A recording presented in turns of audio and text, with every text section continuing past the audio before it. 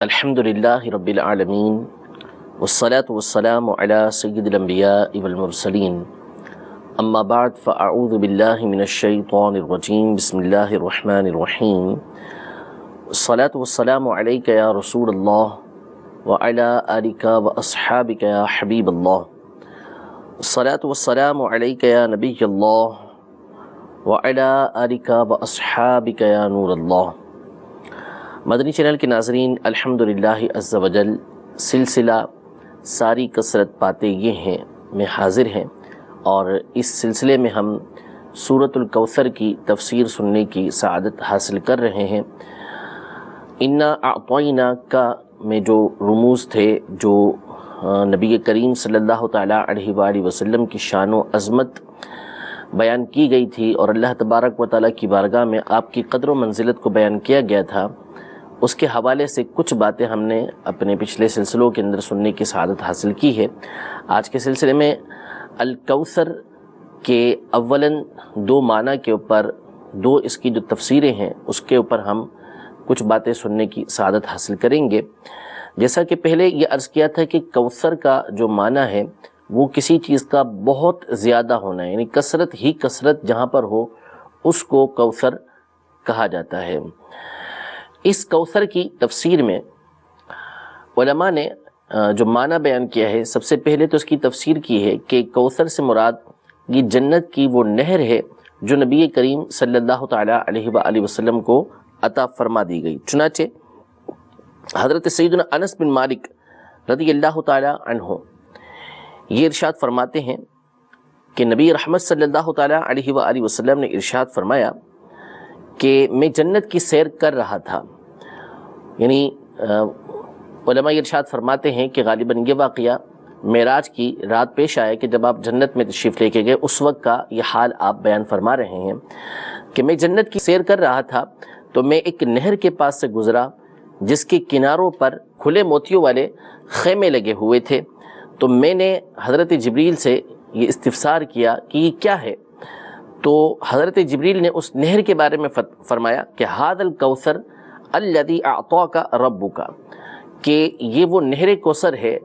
کہ جو اللہ تبارک و تعالیٰ نے آپ کو عطا فرمائی، یہ کوثر ہے جو اللہ تعالیٰ نے، آپ کے رب نے آپ کو عطا فرمائی ہے۔ نبی رحمت صلی اللہ تعالیٰ علیہ وآلہ وسلم فرماتے ہیں کہ اس کی مٹی یہ خالص مشک کی تھی، یعنی وہاں پہ مٹی نہیں تھی بلکہ مٹی کی جگہ اس میں مشک موجود تھا۔ تو ایک تفسیر علماء نے یہ بیان فرمائی کہ کوثر جو نبی کریم صلی اللہ تعالیٰ علیہ وآلہ وسلم کو عطا کی گئی وہ یہ کوثر ہے کہ جو نبی کریم صلی اللہ تعالیٰ علیہ وآلہ وسلم کو جنت میں دی گئی ہے، جس کا مالک آپ کو کر دیا گیا ہے۔ اور ایک حدیث پاک کے اندر اس کوثر کے بارے میں فرمایا کہ اس نہر کوثر پر جو برتن ہیں ان کی تعداد آسمان کے ستاروں کے برابر ہے۔ جنت کی نہروں کے بارے میں مختلف فضائل، مختلف اس کی صفتیں، یعنی کیسی یہ نہریں ہوں گی، یہ قرآن پاک میں احادیث طیبہ کے اندر بیان کی گئی ہیں، لیکن ان کے لیے عام طور پہ جو لفظ استعمال ہوا ہے وہ نہر کا لفظ استعمال ہوا ہے، اس کی جمع انہار کے لفظ کے ساتھ استعمال ہوئی ہے، لیکن نبی کریم صلی اللہ تعالیٰ علیہ وآلہ وسلم کو جو کوثر یعنی جو نہر عطا کی گئی اس کا نام ہی حدیث پاک میں کوثر ذکر کیا گیا۔ اس کی وجہ علماء یہ ارشاد فرماتے ہیں کہ چونکہ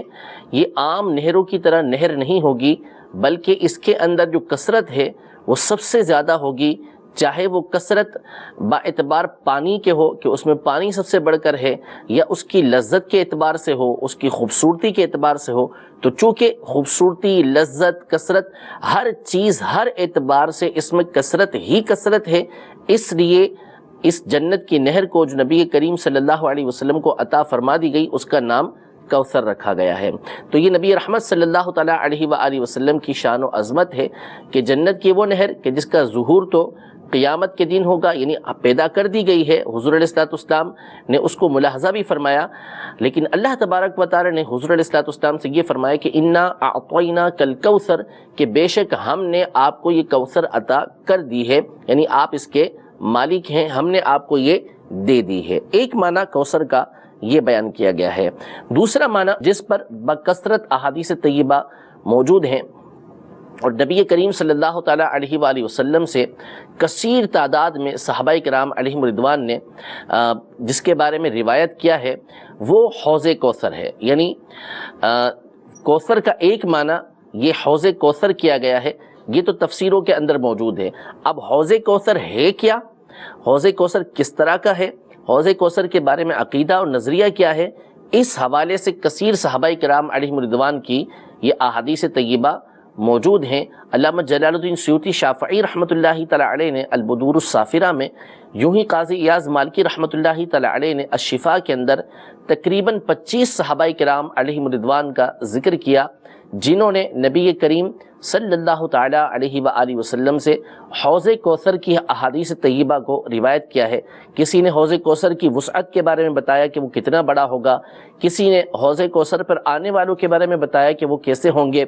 کسی نے حوض کوثر کے ذائقے کے بارے میں بتایا کہ اس کا ذائقہ کیسا ہوگا، کسی نے اس کے برتنوں کے بارے میں بتایا کہ اس کے برتن کیسے ہوں گے، کسی نے نبی کریم صلی اللہ تعالیٰ علیہ وسلم سے یہ روایت کیا کہ کن لوگوں کو حوض کوثر سے دور کر دیا جائے گا، کون سے اعمال ایسے ہیں کہ جو بندے کو حوض کوثر کا پانی دلانے والے ہیں۔ ان تمام چیزوں کو علامہ سیوطی رحمۃ اللہ تعالیٰ علیہ اور قاضی اعظم مالکی رحمۃ اللہ تعالیٰ علیہ کی تحقیق کے مطابق 25 کے قریب صحابہ کرام علیہم رضوان نے روایت کیا ہے، اور امام نووی رحمۃ اللہ تعالیٰ علیہ نے اس میں 3 مزید صحابہ کرام علیہم رضوان کی روایتیں ذکر کی ہیں، یعنی 28 صحابہ کرام علیہم رضوان نے نبی کریم صلی اللہ تعالیٰ علیہ وآلہ وسلم سے حوض کوثر کی روایتوں کو نقل کیا ہے، ذکر کیا ہے۔ اور حافظ ابن حجر عسقلانی رحمۃ اللہ تعالیٰ علیہ فتح الباری میں فرماتے ہیں کہ میں نے اس کے دگنے ذکر کیے ہیں، یعنی 28 تو امام نووی رحمۃ اللہ تعالیٰ نے ذکر کیے ہیں، اور میں نے مزید 28 صحابہ کرام علیہ رضوان کی حدیثیں ذکر کی ہیں کہ جس میں حوض کوثر کا تذکرہ موجود ہے۔ اور خود ابن حجر عسقلانی رحمۃ اللہ تعالیٰ علیہ فتح الباری میں فرماتے ہیں کہ بعض ہمارے اصحاب وہ گزرے ہیں، یعنی بعض محدثین وہ گزرے ہیں کہ جنہوں نے حوض کوثر کی روایت تقریباً 80 کے قریب صحابہ کرام علیہم رضوان سے نقل کی ہے کہ ان سے حوض کوثر کے بارے میں روایتیں موجود ہیں۔ یہ تمام بیان کرنے کا جو مقصود ہے، ایک تو نبی کریم صلی اللہ تعالیٰ علیہ وآلہ وسلم کی شان و عظمت کے، نبی کریم صلی اللہ تعالیٰ علیہ وآلہ وسلم کو جو کوثر عطا کیا گیا ہے اس سے مراد حوض کوثر ہے، اور حوض کوثر کے بارے میں بھی ہم سنیں گے کہ یہ کتنی اعلیٰ نبی کریم صلی اللہ علیہ وسلم کو دی ہوئی نعمت ہے۔ دوسری بات جو یہاں پر بیان کرنا مقصود ہے وہ ہے کہ حوض کوثر کا عقیدہ رکھنا یہ ضروری ہے، یعنی یہ ضروریات اہل سنت میں سے ہے۔ جو حوض کوثر کا انکار کرنے والا ہے وہ بد عقیدہ اور بد مذہب قرار پاتا ہے۔ صحابہ کرام علیہم رضوان اس کا کس قدر اہتمام فرمایا کرتے تھے اور کتنا حوض کوثر کے بارے میں ان کا عقیدہ اور نظریہ تھا، اس حوالے سے علامہ جلال الدین سیوطی شافعی رحمۃ اللہ تعالیٰ علیہ حضرت انس بن مالک رضی اللہ تعالیٰ عنہ سے روایت کرتے ہیں کہ جب یہ بصرہ آئے اور وہاں کے حاکم کے پاس پہنچے تو وہاں پر حوض کوثر کے بارے میں بحث ہو رہی تھی، اور بعض لوگ اس کے حوالے سے شک و شبہات کا اظہار کر رہے تھے۔ تو حاکم نے حضرت انس بن مالک رضی اللہ تعالیٰ عنہ سے اس حوالے سے پوچھا، تو آپ نے کہا کہ مجھے اس بات کا گمان نہیں تھا، مجھے یہ امید نہیں تھی کہ میں یہ دن بھی دیکھوں گا کہ تم لوگ حوض کوثر کے بارے میں جو ہے وہ شک و شبے کا اظہار کرو گے، حالانکہ میں نے مدینہ منورہ کی بوڑھی عورتوں کو اس حال میں چھوڑا ہے کہ وہ ہر نماز کے بعد اللہ تبارک و تعالیٰ سے یہ دعا کرتی ہیں، یا اللہ عز و جل ہمیں محمد صلی اللہ تعالیٰ علیہ وآلہ وسلم کے حوض کوثر پر اتار، یعنی ہمیں نبی کریم صلی اللہ تعالیٰ علیہ وسلم کے حوض کوثر پر آنے کی سعادت نصیب فرما، حوض کوثر سے پینے کی سعادت نصیب فرما۔ یعنی آپ اس کی اہمیت کو سمجھ سکتے ہیں کہ مدینہ منورہ کی بوڑھی عورتیں، یعنی اس سے مراد صحابیات ہیں جو حضرت انس رضی اللہ تعالیٰ عنہ بیان کر رہے ہیں کہ وہ اس قدر اہتمام کرتی تھیں، تو پھر مرد کس قدر اہتمام کرتے ہوں گے کہ ہر نماز کے بعد اللہ تبارک و تعالیٰ کی بارگاہ میں دعا کر رہے ہیں کہ اللہ تبارک و تعالیٰ ہمیں حوض کوثر پر آنا نصیب فرما، حضور علیہ السلام کے حوض کوثر سے پینا ہمیں نصیب فرما۔ اس سے حوض کوثر کی اہمیت ہمارے سامنے واضح ہوتی ہے۔ وجہ یہ ہے کہ ایک تو احادیث طیبہ میں بکثرت اس کا ذکر ہوا،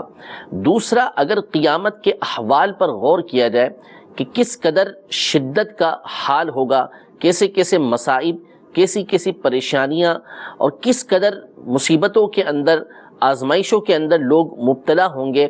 زبانیں پیاس سے باہر آئی بھی ہوں گی، سخت پیاسے ہوں گے، حتیٰ کہ حدیث پاک میں یہاں تک آیا کہ جو بھی حوض کوثر پر پہنچے گا وہ ہوگا پیاسا ہی، یعنی پیاس کی حالت میں وہاں پر لوگ پہنچیں گے۔ تو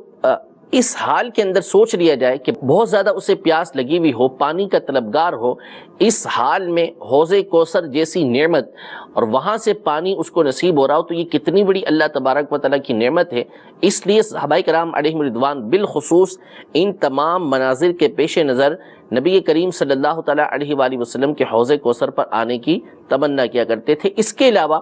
احادیث طیبہ میں نبی کریم صلی اللہ تعالیٰ علیہ وسلم نے بالخصوص انصار کو مخاطب کرتے ہوئے ارشاد فرمایا کہ تم سے جو میرا وعدے کی جگہ ہے، یعنی ملنے کی جگہ ہے، وہ میرا حوض ہے۔ بعض میں یہ فرمایا کہ میں تمہارے درمیان قرآن اور میری اطرت کو، اہل بیت کو چھوڑے جا رہا ہوں، یہاں تک کہ وہ حوض کوثر پر مجھ سے ملیں گے۔ ان تمام باتوں کے پیش نظر، ان تمام چیزوں کو دیکھتے ہوئے یہ عقیدہ، یہ نظریہ جہاں ضروری ہے کہ حوض کوثر کے بارے میں اعتقاد رکھا جائے گا کہ وہ حق ہے، نبی کریم صلی اللہ تعالیٰ علیہ وآلہ وسلم کو دے دیا گیا، اور قیامت کے دن نبی کریم صلی اللہ تعالیٰ علیہ وآلہ وسلم کی شان و عظمت کو ظاہر کرنے کے لیے یہ حوض کوثر جنت سے میدان محشر کے اندر لایا جائے گا۔ جہاں یہ اعتقاد رکھنا ضروری ہے، وہیں یہ منظر، یہ خیالات، یہ سوچ ہمیں ہمیشہ اپنی ذہن کے اندر رکھنی چاہیے کہ اس وقت جو حوض کوثر کی اہمیت ہوگی وہ بہت زیادہ ہوگی، اس لیے اللہ کی بارگاہ میں اس کی دعائیں بھی کرتے رہنا چاہیے۔ میدان محشر کے ہولناک مناظر سے پناہ جہاں جن مقامات پر ملے گی ان میں سے ایک مقام یہ حوض کوثر ہے، اور یہاں پر نبی کریم صلی اللہ تعالیٰ علیہ وآلہ وسلم خود تشریف فرما ہوں گے، یعنی لوگ قیامت کے میدان میں آپ کی امت یہ جا رہی ہوگی اور پریشانی کے عالم میں ہوگی۔ نبی کریم صلی اللہ تعالیٰ علیہ وآلہ وسلم فرماتے ہیں کہ انا فرطکم علی الحوض، کہ میں تم سے پہلے یہ حوض کوثر پر پہنچا ہوا ہوں گا۔ فرط ایسی ہستی کو بولتے ہیں کہ جو پہلے سے آگے چلی جائے اور آنے والوں کے لیے تیاری کر کے رکھے۔ تو ہمارے آقا علیہ الصلوۃ والسلام اس قدر شفیق ہیں، اس قدر مہربان ہیں کہ اپنے بارے میں ابھی سے ارشاد فرما دیا کہ میں تم سے پہلے حوض کوثر پر پہنچ کر اس بات کی تیاری کروں گا کہ تم وہاں پر آؤ گے، یعنی نبی کریم صلی اللہ تعالیٰ علیہ وسلم اپنی امت کا وہاں پر انتظار فرمائیں گے، اور پریشانی کے حال میں جب امت وہاں پر پہنچے گی تو حوض کوثر سے نبی کریم صلی اللہ تعالیٰ علیہ وآلہ وسلم ان کو جام عطا فرمائیں گے۔ حوض کوثر کے حوالے سے یہ تو میں نے کچھ بنیادی باتیں عرض کی کہ اب آئیے نبی کریم صلی اللہ تعالیٰ علیہ وآلہ وسلم نے جو حوض کوثر کے حوالے سے باتیں ذکر کی کہ حوض کوثر ہوگا کیسے، تو کچھ باتیں میں اس میں سے آپ کے سامنے علامہ جلال الدین سیوطی شافعی رحمۃ اللہ تعالی کی کتاب البدور الصافرہ اور بعض اور کتابوں کے حوالے سے آپ کے سامنے ذکر کرتا ہوں۔ انشاءاللہ تبارک و تعالی اس کو سنیں گے تو ایمان تازہ ہو جائے گا۔ نبی کریم صلی اللہ تعالیٰ علیہ وآلہ وسلم کے حوض کے بارے میں ہمیں بنیادی معلومات یہ حاصل ہوگی۔ سب سے پہلی چیز کہ چونکہ قیامت کے میدان میں بہت بڑی تعداد کے اندر امتوں نے پہنچنا ہے، یعنی حضرت آدم علیہ السلام سے لے کر تا قیامت جتنے لوگ آئیں گے تمام کے تمام نے میدان محشر کے اندر آنا ہے۔ حدیثوں کے اندر یہ مضمون بھی موجود ہے کہ ہر نبی کا وہاں پر حوض ہوگا، اور نبی کریم صلی اللہ تعالیٰ علیہ وآلہ وسلم کا حوض وہ ہوگا کہ جس پر سب سے زیادہ لوگ حاضر ہوں گے، سب سے زیادہ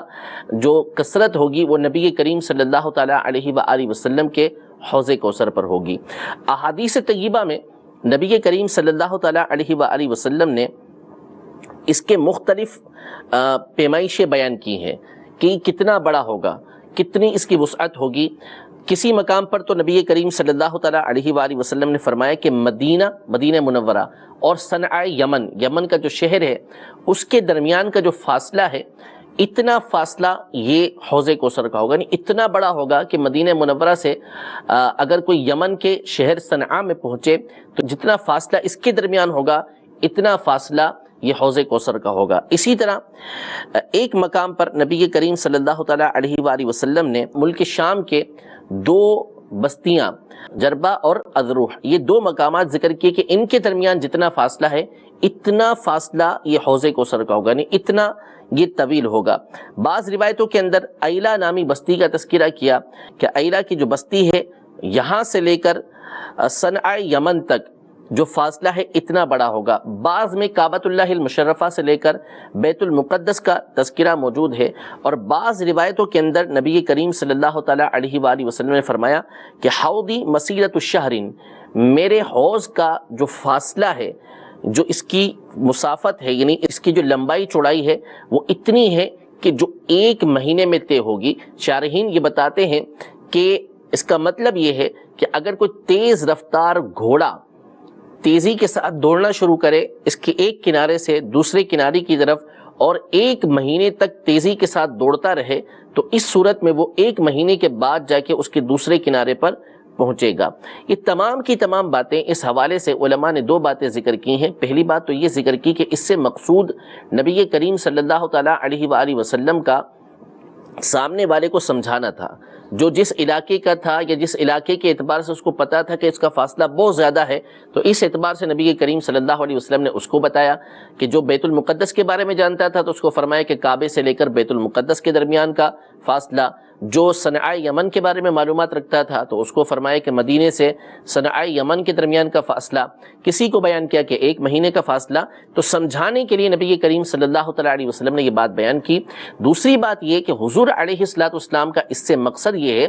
کہ اس کی وسعت، اس کی لمبائی چوڑائی یہ بہت زیادہ ہوگی، تو اگرچہ کہ بہت بڑی تعداد کے اندر لوگ وہاں پر آئیں گے، لیکن تمام کے تمام کو یہ حوض کوثر کفایت کر جائے گا۔ اللہ تبارک و تعالی ہمیں اس میں سے حصہ عطا فرمائے۔ نبی کریم صلی اللہ تعالیٰ علیہ وآلہ وسلم کے مبارک ہاتھوں سے اللہ تبارک و تعالی ہمیں جام کوثر نصیب فرمائے۔ آمین بجاہ النبی الامین صلی اللہ تعالیٰ علیہ وآلہ وسلم۔